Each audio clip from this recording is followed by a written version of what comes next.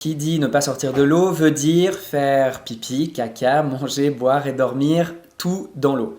Lui, c'est Noam Yaron. Vous l'avez peut-être déjà vu sur les réseaux sociaux, c'est un éco-aventurier et il vient de se lancer dans sa traversée de la Méditerranée à la nage sans s'arrêter. 180 km à parcourir en maximum 5 jours et 5 nuits, où il va bien falloir manger, dormir, entre autres.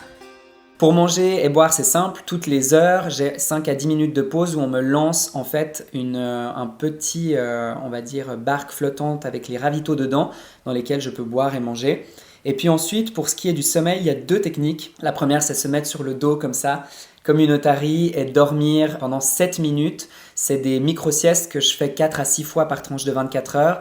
Et on a découvert l'année dernière, avec ma première tentative de 103 km en 48 heures, que j'étais capable de dormir en nageant. Je peux faire ça la nuit. C'est une méthode d'hypnose qui, en ayant les yeux fermés, j'ai une ligne lumineuse à côté de moi pour montrer en fait à l'équipage où je me trouve et aussi pour que je puisse voir un petit peu ce qui se passe sous l'eau. Et en fait, avec ma paupière fermée, il y a une partie de mon cerveau qui reste attentive pour voir si la luminosité dans ma paupière fermée devient de plus en plus forte. Ça veut dire que je me rapproche de cette ligne.